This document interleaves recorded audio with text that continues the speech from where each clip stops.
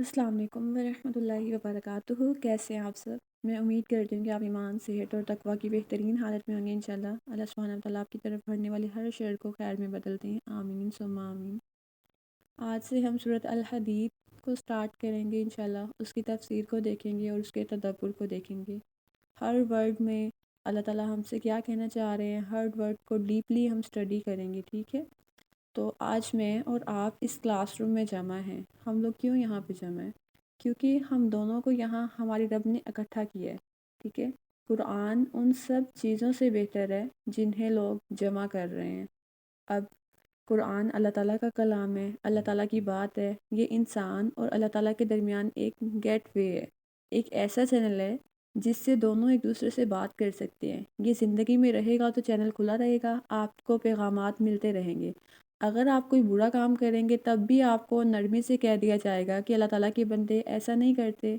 آپ نیک کام کر کے غرور کریں گے، تکبر کریں گے تو یہ اسی نرمی سے آپ کو بتائے گا کہ اللہ تعالیٰ کے بندے دوسرے انسانوں کے دل میں جگہ بنانے کے لیے نیک کام نہیں کرتے، ٹھیک ہے؟ صرف اللہ تعالیٰ کے لیے کرتے ہیں۔ ہم کوئی نیک کام کرتے ہیں نا تو ہمارے دل میں دکھاوا آ جاتا ہے کہ وہ بندہ مجھے دیکھے اور کہے کہ یہ تو بڑا نیک ہے۔ تو جو اللہ کے بندے ہوتے ہیں وہ دکھاوے کے لیے کام نہیں کرتے، وہ صرف اور صرف اللہ تعالیٰ کے لیے کرتے ہیں، اور یہ ہر موقع پہ آپ کا ساتھ دے گا۔ آپ غمگین ہوں گے تو یہ آپ کو تسلی دے گا، آپ پریشان ہوں گے تو یہ امید دلائے گا، آپ خوفزدہ ہوں گے تو یہ قرآن آپ کو سمجھائے گا کہ اللہ تعالیٰ ہر اس چیز سے بڑا ہے جس سے تم خوف کھاتے ہو۔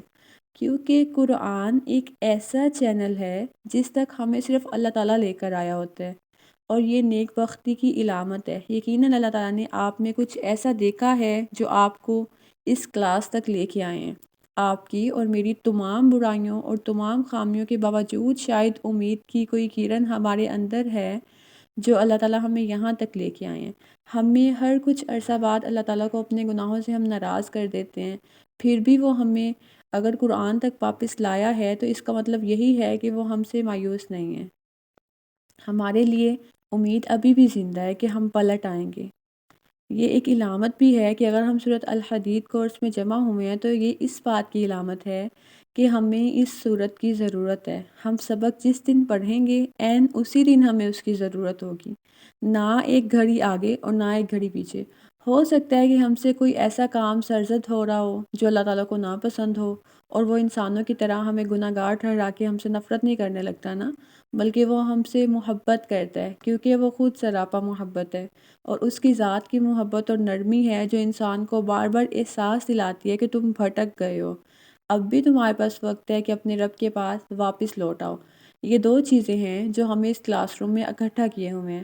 ہماری نیک بختی کہ اللہ تعالیٰ نے ہمیں اس قابل جانا کہ ہمیں اس کتاب کے ذریعے وہ سنوارے گا، اور ہماری ذات کی کوئی ایک ایسی کمی ہے جسے اللہ تعالیٰ ہم سے دور کروانا چاہ رہے ہیں۔ تو اس سے پہلے کہ ہم سورۃ الحدید کو شروع کریں، ہم پہلے اپنا جائزہ لیتے ہیں کہ ہماری زندگی کیسی جا رہی ہے۔ آپ اپنے دل سے پوچھیں کہ وہ کیا ہے جو آپ کے دل میں کھٹکتا رہتا ہے، کوئی ایسا کام جو بار بار سرزد ہو رہا ہو، یا کوئی ایسی عادت جو چھوٹ نہ رہی ہو، بس ایک ایسا حکم جس پہ عمل کرنے کی ہمت نہیں ہو رہی۔ میں یہ نہیں کہوں گی کہ سورۃ الحدید کورس کو آپ شروع کریں گے تو آپ کے سارے برے کام 1 منٹ میں ختم ہو جائیں گے، یا آپ اس بت کو توڑ دیں گے جو عموماً ہر کام کے درمیان میں آ جاتا ہے، دیوار بن جاتا ہے۔ نہیں، ایسا نہیں ہوگا، لیکن عموماً ہر کورس کے شروع میں ہم لوگ یہی کہتے ہیں کہ اپنا کوئی بت توڑ کے آئیں، اپنی کسی بری عادت کو چھوڑ کے آئیں، کوئی چیز قربان کر کے آئیں۔ اس کورس کے شروع میں ہم کوئی ایسی بات نہیں کریں گے۔ کیوں؟ کیونکہ میں آپ کو گارنٹی دیتی ہوں اس بات کی کہ اس کورس میں آپ کے ہاتھ میں ایک ایسا راز، ایک ایسا نسخہ لگنے والا ہے جو آپ کی ہر بری عادت کو خود ہی چھڑوا دے گا۔ وہ بری عادت جو کئی سال سے، کئی برسوں سے آپ چھوڑ نہیں پا رہے، وہ خود ہی چھوٹ جائے گی اور آپ کو پتہ بھی نہیں چلے گا، اور وہ گناہ آپ کی زندگی سے بالکل غائب ہو جائے گا۔ اگر آپ اس کورس کے ہر سبق کے آخر میں دی گئی اسائنمنٹ مکمل کریں گے تو یہ ہو ہی نہیں سکتا کہ آپ اس کورس سے پاک ہو کے نہ نکلیں، یہ ممکن ہی نہیں ہے۔ آپ نے بس صرف اپنی اسائنمنٹس پوری کرنی ہے، یہ کوئی لکھنے والی اسائنمنٹ نہیں ہے۔ اس کورس کی اسائنمنٹ بہت دلچسپ ہوگی اور مختلف بھی ہوگی، ان میں آپ کے دن کے چند منٹس لگیں گے۔ آپ بے شک محفل میں ہیں یا سفر میں ہیں، آپ اسائنمنٹ کو کسی بھی ٹائم کمپلیٹ کر سکتے ہیں، ٹھیک ہے؟ اور یہ اسائنمنٹ آپ کی زندگی میں برکتوں کے ایسے دروازے کھولے گی کہ آپ حیران رہ جائیں گے۔ ایک طویل عرصہ پہلے مجھے میری استاد نے یہ اسائنمنٹس میرے سے کروائیں تھی، اور ان اسائنمنٹس نے میری لائف مکمل طور پہ بدل دی تھی۔ اور اسی لیے ہم سورۃ الحدید کا کورس سٹارٹ کر رہے ہیں، کیونکہ میں چاہتی ہوں کہ وہی خیر آپ کی لائف میں بھی لازمی آئے، وہی خیر آپ کی لائف کا بھی حصہ بنے، اور ان اسائنمنٹس کے لیے یہ سورت سب سے بہترین سورت ہے، ٹھیک ہے؟ تو جو سورۃ الحدید ہے وہ سورت ہے جس کو آج سے 12 سال پہلے میں نے معنی اور تفسیر کے ساتھ پڑھا تھا، تو ہم نے یہ کورس کروانے کا آغاز کیا۔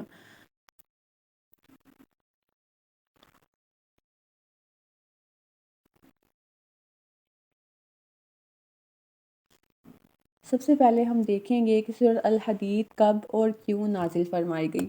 کب کا جواب یہ کہا جاتا ہے کہ یہ غزوہ احد اور صلح حدیبیہ کے درمیانی حصے میں نازل ہوئی تھی، اور کیوں کا جواب بہت وسیع ہے۔ ایک وجہ یہ ہے کہ اس وقت مومنوں کی حالت کافی نازک تھی، انہیں مدینہ میں اپنی ایک اسلامی ریاست قائم کرنی تھی، اور یہ وہ وقت تھا جب اسلام کو مومنوں کی مالی قربانی کی ضرورت تھی۔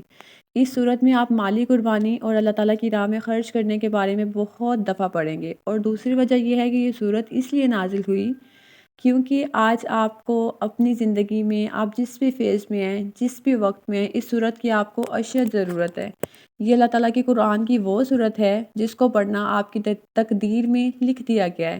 آپ قرآن خود نہیں پڑھتے، بلکہ آپ کو قرآن پڑھوایا جاتا ہے، آپ کو اس کی طرف لایا جاتا ہے۔ بہتر یہ ہے کہ میں اور آپ خوشی سے اس کی طرف آ جائیں، ورنہ ہمارے لیے حالات اتنے تنگ کر دیے جاتے ہیں کہ پھر ہمیں زبردستی اس کی طرف کھینچے چلے آنا ہوتا ہے، کیونکہ پھر ہمیں کہیں اور اس ٹائم پہ پناہ نہیں مل رہی ہوتی، یا ہمارے اوپر دنیا اتنی کھول دی جاتی ہے کہ ہمیں ہر طرف سے اتنی آسائشیں آنے لگتی ہیں کہ ہم ان میں بری طرح کھو جاتے ہیں۔ ایسے میں ہم اللہ تعالیٰ کو بھول جاتے ہیں، کبھی کبھی ہم اپنا آپ بھی بھول جاتے ہیں۔ یا آپ کے ساتھ کبھی ایسا ہوا ہوگا کہ آپ کمرے میں داخل ہوں اور آپ بھول جائیں کہ آپ کمرے میں کیوں آئے تھے، ایک کام کرنے کے لیے کچن میں جائیں اور بغیر کیے واپس آ جائیں، یا کسی شادی میں جانا ہو لیکن آپ بھول گئے ہوں، کسی کو کال کرنی ہو لیکن آپ بھول گئے ہوں، یا کوئی ایسا کام آپ کے ذمہ لگایا گیا تھا لیکن آپ وہ بھول گئے ہیں۔ یہ کوئی اچھی بات نہیں ہے، کیونکہ اللہ تعالیٰ کسی انسان کو اس کا نفس تب بلواتا ہے جب وہ انسان اللہ تعالیٰ کو بھول جاتا ہے۔ یہ قرآن ہی کی ایک دوسری آیت کا مفہوم ہے، اور یہ بات آپ نے ساری عمر یاد رکھنی ہے۔ جب بھی ایسا فیز آئے کہ آپ کو لگے کہ اف میں ہر بات کیوں بھول جاتی ہوں، تو آپ نے یہ کرنا ہے کہ آپ نے دیکھنا ہے کہ کیا آپ کی عبادات جو ہیں وہ پوری ہیں، کیا آپ کی نمازیں مس تو نہیں ہو رہی، یا کیا آپ کو دعا مانگنے کا وقت مل رہا ہے، ذکر اذکار آپ کر رہے ہیں، قرآن حفظ تھا تو آپ کو دہرانا یاد نہیں رہا، یا آپ دہرا رہے ہیں قرآن کو، آخرت کے بارے میں آپ نے سوچنا تو نہیں چھوڑ دیا، کیونکہ دن بہت مصروف ہو گیا ہے نا، کیا اللہ تعالیٰ کو ناراض تو نہیں کر دیا، کیا اللہ تعالیٰ سے اتنا دور تو نہیں چلے گئے کہ اس نے ہماری دنیا میں ہمیں اتنا الجھا دیا ہے کہ ہمیں رب یاد ہی نہیں رہا اور ہمیں اپنا آپ یاد نہیں رہا۔ اگر آپ کو لگے کہ آپ کے ساتھ بھی یہی ہو رہا ہے تو اسی وقت سنبھل جائیں، کیونکہ یہ سبق آپ کو یاد دہانی کے طور پہ سنایا جا رہا ہے۔ آپ اتفاق سے اس کلاس میں نہیں آئے، بلکہ آپ کو اس کلاس میں لایا گیا ہے، آپ کو کچھ سنوارنا تھا اللہ تعالیٰ کا مقصد۔ اس سارے سبق میں کوئی ایک لائن ایسی ضرور ہوگی جو خاص ہوگی اور جو صرف اور صرف آپ کے لیے ہوگی۔ اس میں پڑھانے والے کا کوئی کمال نہ ہوگا، وہ صرف پڑھا دی گئی ہوگی، کیونکہ یہ طے تھا کہ آپ نے اسے آج کے دن پہ پڑھنا ہے۔ نہ تو پڑھانے والے کو معلوم تھا کہ آپ کو اس کی ضرورت ہے، صرف اور صرف اس کا مقصد یہ تھا کہ آپ کو یہ معلوم تھا کہ آپ کو اس چیز کی، اس لائن کی ضرورت ہے جو عین آپ کی لائف میں فٹ آ رہی ہے اس ٹائم پہ۔ یہ راز آپ کے اور آپ کے درمیان ہی رہے گا، مطلب اللہ تعالیٰ کی اور آپ کے درمیان ہی رہے گا، کوئی تیسرا اس کو نہیں پا سکے گا جب تک آپ خود نہ اسے بتائیں گے۔ کیا ایسی کوئی اور کلاس آپ کو ملے گی ساری زندگی؟ کیا قرآن ہر اس چیز سے بہتر نہیں ہے جسے لوگ جمع کر رہے ہیں؟ قرآن ہر اس چیز سے، ہر اس کام سے، ہر چیز سے بہتر ہے جسے ہم لوگ آج کل جمع کر رہے ہیں۔ تو ہم سورۃ الحدید کی طرف واپس آتے ہیں۔ سورۃ الحدید یعنی کہ الحدید کا لفظ نکلے حدید سے، حدید کے معنی ہے لوہا، اور الف لام لگانے سے لوہا خاص بن جاتا ہے۔ جب ہم کسی لفظ کے آگے الف لام لگاتے ہیں نا سٹارٹ میں، جیسے یہ لفظ تھا حدید، اس کے سٹارٹ میں ہم نے الف لام لگا دیا تو یہ بن گیا الحدید۔ الف لام لگانے سے لوہا خاص بن جاتا ہے۔ حدید کا معنی ہوتا ہے لوہا، اور جب ہم نے اس کے سٹارٹ پہ الف لام لگا دیا الحدید بن گیا، تو اس کا مطلب ہوا کہ وہ لوہا خاص بن گیا، دی آئرن۔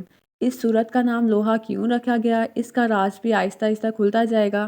آپ کو کیا اسائنمنٹس ملیں گی وہ بھی آپ جان لیں گے۔ تو آج کے سبق میں ہم لوگ بسم اللہ کے بارے میں پڑھیں گے تاکہ ان کو ہم لوگ عربی گرامر اور روٹ ورڈز کے ساتھ سمجھ سکیں۔ جو روٹ ورڈز ہوتے ہیں قرآن کی میننگز کو سمجھنے کے لیے روٹ ورڈز ہماری بہت زیادہ ہیلپ کرتے ہیں، لیکن ہم اس کو ابھی سے سٹارٹ نہیں کریں گے۔ اگر آپ ابھی روٹ ورڈز کو سمجھیں گے تو آپ کو لگے گا کہ شاید قرآن بہت ٹف ہے، تو ہم اس کو آہستہ آہستہ دیکھیں گے، ٹھیک ہے؟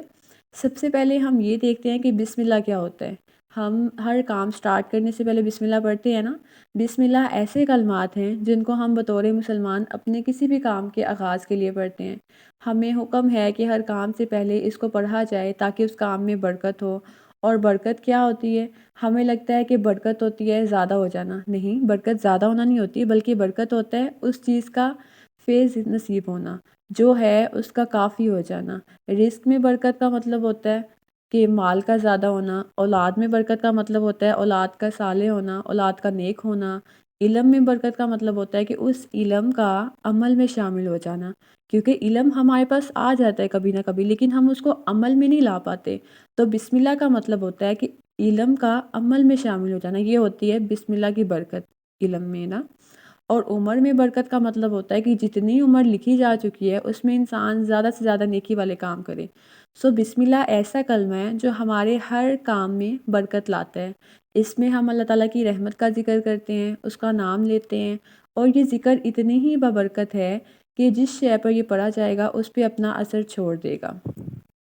تو بسم اللہ میں بسم اللہ کا مطلب ہوتا ہے اللہ کے نام کے ساتھ، اور اللہ اللہ، اور بسم اللہ اسم کہتے ہیں کسی ایسے لفظ کو جو کسی کی شناخت کے طور پہ بلایا جاتا ہے، ٹھیک ہے؟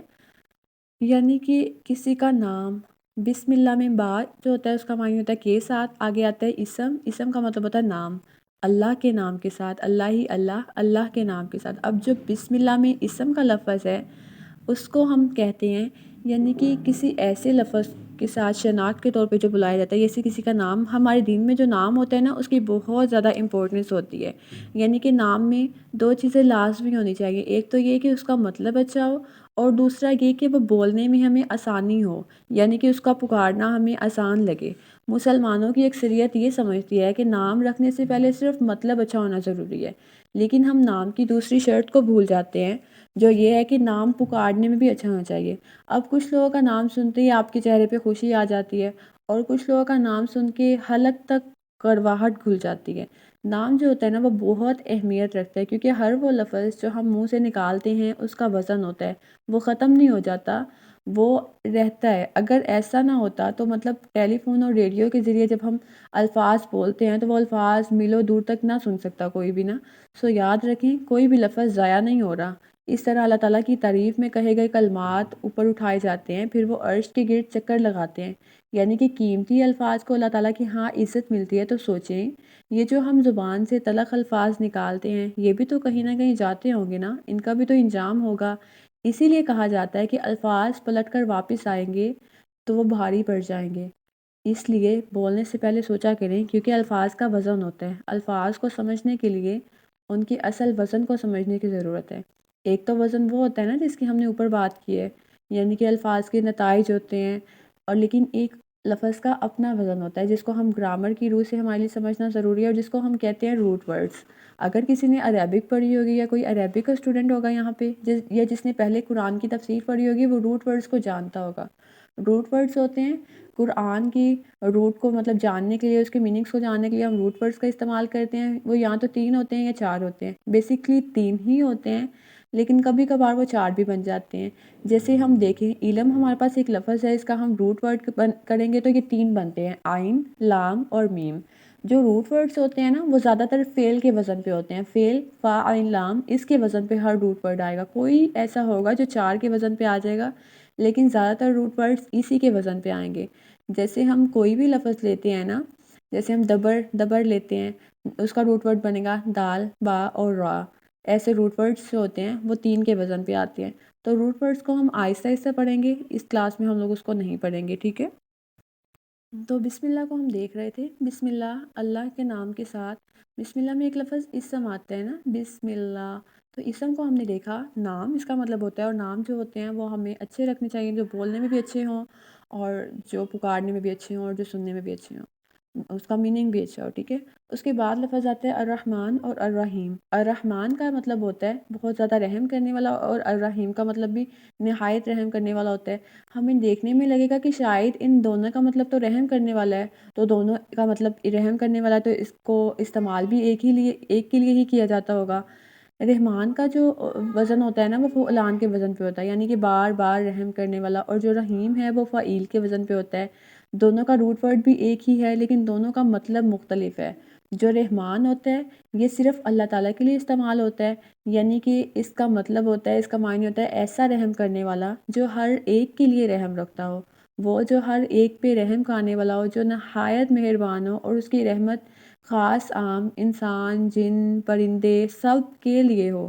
یعنی کہ کوئی مسلمان یا کوئی بت پرست، کوئی یہودی، کوئی عیسائی، کچھ بھی ہے وہ، ان سب پہ اللہ تعالیٰ کی رحمت ہے، سب کو رزق مل رہا ہے، سب کی دعائیں سنی جا رہی ہیں۔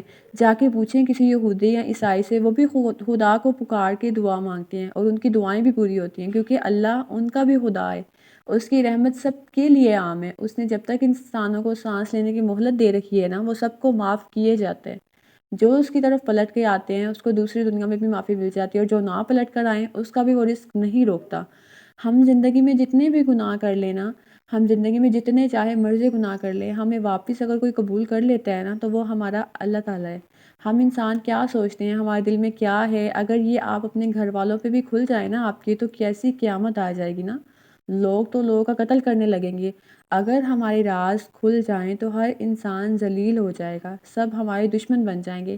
لیکن اللہ تعالیٰ ہمارے تمام اعمال اور خیالات سے واقف ہے، ان سے بھی جو ہم رات میں کرتے ہیں، ان سے بھی جو ہم دن میں کرتے ہیں، اور جنہیں ہم کسی کو دکھا بھی نہیں سکتے نا، جنہیں ہم کسی کو دکھاتے بھی نہیں ہیں، چھپ کے کرتے ہیں، ان سے بھی اللہ تعالیٰ واقف ہے، اور جو ہم دن میں کرتے ہیں ان سے بھی اللہ تعالیٰ واقف ہیں۔ یہ سب اعمال اور ان کی حقیقت اللہ تعالیٰ پہ کھلی ہوئی ہے، اس کے باوجود وہ ہمیں معاف کر کے ہمیں مہلت دیے جا رہے ہیں۔ ہمیں کانٹا بھی چبھتا ہے تو وہ اس کے حکم سے چبھتا ہے نا۔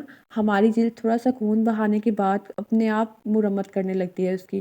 کبھی سوچا ہے کہ ہمارے جسم کے جو زخم ہوتے ہیں وہ خود بخود کیسے بھر جاتے ہیں؟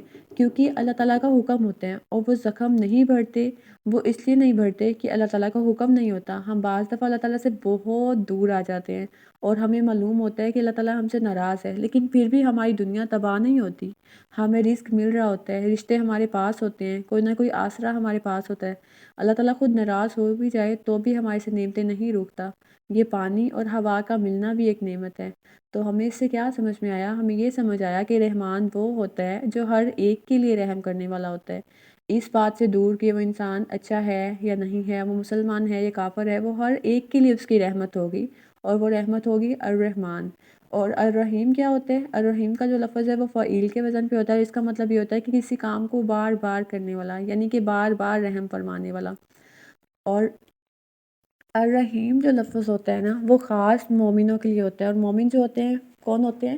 جو اللہ تعالیٰ کے دوست ہوتے ہیں، جنہوں نے اپنی لائف کو اللہ تعالیٰ کے مطابق گزارا ہوتا ہے۔ الرحیم کی جو نعمت ہوگی، الرحیم کا جو رحم ہوگا وہ ان لوگوں پہ ہوگا، ان کے لیے دنیا میں بھی رحم ہوگا اور آخرت میں بھی اللہ تعالیٰ ان پہ رحم کریں گے۔ تو پھر گھاٹے کا سودا کس کا ہوا؟ گھاٹے کا سودا تو ان لوگوں کا ہوا نا جن پہ اللہ تعالیٰ کی الرحمان والی رحمت ہے، یعنی کہ صرف دنیا میں ان کے لیے رحم ہے۔ وہ پھر مسلمان ہیں، کافر ہیں، یہودی ہیں، عیسائی ہیں، جو بھی کر رہے ہیں، ان کے لیے اللہ تعالیٰ کا رحم ہے، لیکن صرف دنیا میں ہے ان کے لیے رحم۔ اور الرحیم والی رحمت وہ لوگ پائیں گے جو دنیا میں بھی ان کے لیے رحم ہوگا، ان کے لیے آخرت میں بھی رحم ہوگا، کیونکہ انہوں نے اپنی لائف کو اللہ تعالیٰ کے مطابق گزارا ہوگا۔ اور جب آپ علم حاصل کرنے کے لیے آتے ہیں تو آپ ایک طالب علم پہ لازم ہے کہ وہ خالی ہو کے آئے، یعنی کہ جو پہلے اس نے سیکھا ہوا ہے اس کو ایک طرف رکھ کر نیا علم حاصل کرنے کے لیے آئے۔ جو اس کے ذہن میں ہے بے شک اس کو بہت زیادہ معلوم ہوگا، سب کچھ اس کو آتا ہوگا، میں بھی آپ میں سے بہت سارے ایسے لوگ ہوں گے جن کے پاس میرے سے بھی زیادہ علم ہوگا، لیکن اگر آپ یہاں پہ کچھ سیکھنے کے لیے آئیں تو آپ پہ یہ لازم ہے کہ آپ خود کو خالی کر کے آئیں۔ اگر آپ اس نیت کے ساتھ آئیں گے کہ آپ کو تو پہلے سے سب کچھ معلوم ہے تو آپ یہاں سے کچھ بھی سیکھ کے نہیں جا پائیں گے۔ آپ کو تو یہ ہوگا کہ مجھے تو بہت کچھ آتا ہے تو میں کیوں اس سے سیکھوں، یا میں تو اس کی غلطیاں نکالوں گی۔ ایسا نہیں ہوگا۔ آپ اگر یہاں پہ محفل میں آئے ہیں قرآن والی تو آپ نے خود کو خالی کر کے آنا ہے، تاکہ آپ کچھ نیا سیکھ سکیں۔ جب آپ خود کو یہ کہیں گے کہ مجھے سب کچھ آتا ہے تو آپ کچھ بھی سیکھ نہیں پائیں گے۔ سو آپ نے اپنے آپ کو یہ کہہ کے آنا ہے کہ مجھے کچھ بھی نہیں پتہ، میں نے اس سے علم لے کے اور عمل کر کے نکلنا ہے باہر۔ تو آپ جب بھی علم کی مجلس میں آئیں، اپنے آپ کو خالی کر کے آئیں، ادب سے اپنے جوتے باہر اتار کے آئیں، کیونکہ جن کے دل بھرے ہوئے ہوتے ہیں نا، ان کو پھر کچھ بھی نہیں ملتا۔ اور آخر میں ایک بات، آج آپ کے لیے کوئی اسائنمنٹ نہیں ہے، آپ کے لیے جو اسائنمنٹ ہوگی وہ ہم اگلے سبق سے سٹارٹ کریں گے۔ آج آپ نے اپنی نیت کو پکا کرنا ہے کہ آپ کو جو بھی اسائنمنٹ دی جائے گی آپ نے اس کو پوری طرح سے کریں گے۔ پہلے سبق میں اسائنمنٹ اس لیے نہیں ہے کہ آپ پھر بوجھ محسوس نہ کریں، اس لیے آپ کو اگلے سبق میں اسائنمنٹ ملے گی۔ آج کے لیے جسٹ آپ کا یہی کام ہے کہ آپ نے اپنے ذہن میں بار بار دہرانا ہے کہ میں نے اسائنمنٹ جو مجھے ملے گی وہ میں نے کرنی ہے، جو بھی کہا جائے گا وہ میں نے پورا کرنا ہے۔ بے فکر رہیں، آپ کے لیے اسائنمنٹ یہ نہیں ہوگی کہ اگر آپ پردہ نہیں کرتے تو آپ کو یہ کہا جائے گا کہ آپ پردہ سٹارٹ کر دیں، یا آپ میوزک سنتے ہیں تو آپ کو یہ کہا جائے گا کہ میوزک چھوڑ دیں، یا ڈرامے نہ دیکھو، یا فلاں کام نہ کرو۔ کوئی ایسی اسائنمنٹ نہیں ہوگی کہ آپ کو جس سے کسی کام سے روکا جائے، وہ آپ کی اپنی چوائس ہوگی کہ آپ کی اسائنمنٹ بہت آسان ہوگی۔ اس میں آپ سے بس اتنا کہا جائے گا کہ یہ ایک چھوٹا سا کام کر لو، اور کیا معلوم وہی کام آپ کی زندگی کو بدل دے، کیونکہ آزمائشیں جو ہوتی ہیں وہ شرط ہوتی ہیں۔ تو انشاءاللہ ہم لوگ ملتے ہیں اپنے نیکسٹ سبق میں، اس میں ہم سورۃ الحدید کو سٹارٹ کریں گے، اور سٹارٹنگ میں ہی آپ کو اتنی امیزنگ باتیں پتہ چلیں گی کہ آپ حیران رہ جائیں گے، مطلب کہ آپ کو حیران کن باتیں معلوم ہوں گی، اور پھر وہ اسائنمنٹ کرنے میں آپ کو بہت زیادہ مزہ آئے گا۔ سو اگر آپ اس کلاس میں ہیں تو آپ نے اس کو لیو نہیں کرنا، آپ نے آخر تک ہمارے ساتھ رہنا ہے، اور یقین کریں جب آپ اس کو ایک صورت کو کمپلیٹ کر کے آپ یہاں سے جائیں گے، اگر آپ یہاں سے نکلیں گے تو آپ کو معلوم ہوگا کہ میں نے کتنا کچھ سیکھا اور میری لائف میں کتنی ایک چینجنگز آئیں گے اس ایک صورت کو پڑھنے کے بعد۔ جب آپ پورا قرآن پڑھ لیں گے تو سبحان اللہ پھر آپ کی لائف میں کتنی امیزنگ چینجنگز آئیں گی نا۔ تو آپ نے مجھے اپنی دعا میں لازمی یاد رکھنا ہے، اور اللہ تعالیٰ سے دعا کرنی ہے کہ اللہ تعالیٰ مجھے قرآن کو بہترین طریقے سے پڑھنے کی، اس پہ عمل کرنے کی توفیق عطا فرمائے۔ انشاءاللہ ہم لوگ ملتے ہیں نیکسٹ سبق میں ایک اور اسائنمنٹ کے ساتھ، اور قرآن کی تفسیر کو ہم لوگ سٹارٹ کریں۔